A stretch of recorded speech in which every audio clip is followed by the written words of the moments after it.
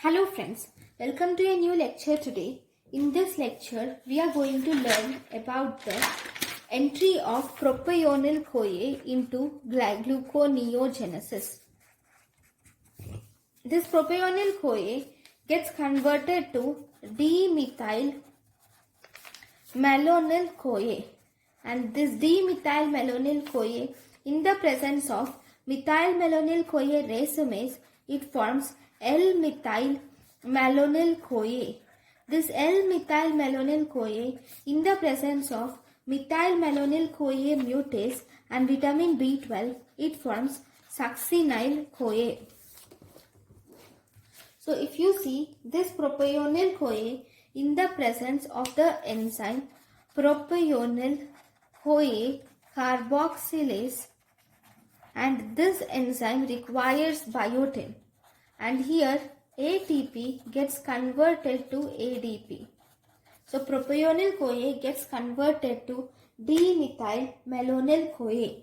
This dimethyl-malonyl-CoA, in the presence of the enzyme methyl-malonyl-CoA racemase, it forms L-methyl-malonyl-CoA.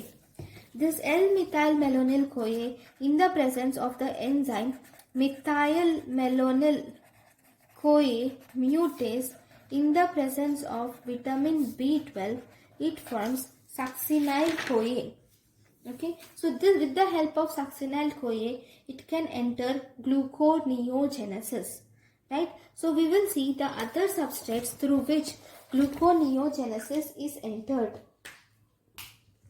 So if you see, lactate gets converted to pyruvate.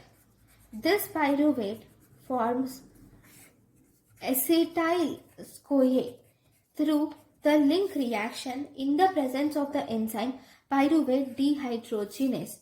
This pyruvate also forms oxaloacetate through a series of reactions. Oxaloacetate and acetyl-CoA will combine together to form citrate. This citrate forms alpha-ketoglutarate, which will give rise to succinyl-CoA, which will again form fumarate, which gives rise to oxaloacetate. Okay, in this step of Krebs cycle, okay, many of the amino acids and many other compounds get incorporated in this steps of Krebs cycle, and they act as substrates for gluconeogenesis. So if you see, first pyruvate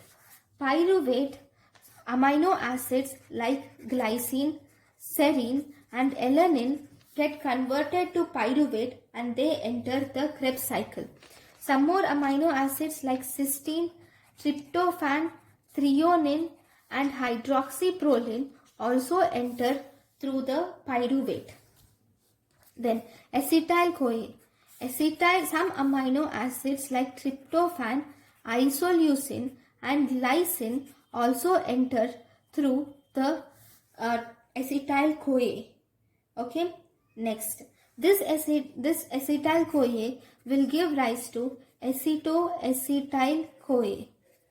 Okay, this acetoacetyl-CoA is both. So to this acetoacetyl-CoA, actually it results in ketone body synthesis, right? It is a side reaction for ketone body synthesis.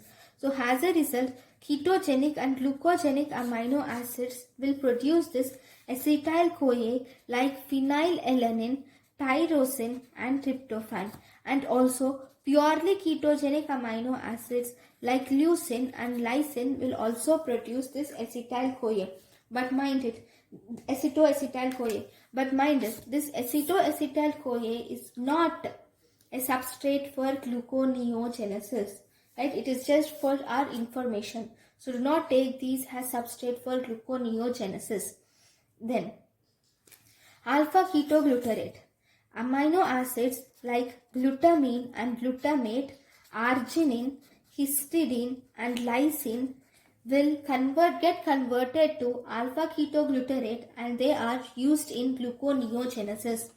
Whereas amino acids like methionine, valine, threonine and isoleucine will get converted to succinyl-CoA and they are used as substrates for gluconeogenesis, whereas amino acids like aspartate, phenylalanine and tyrosine gets converted to fumarate and they are enters the gluconeogenesis, whereas amino acids like aspartate and aspargine will get converted to oxaloacetate and they enter the gluconeogenesis.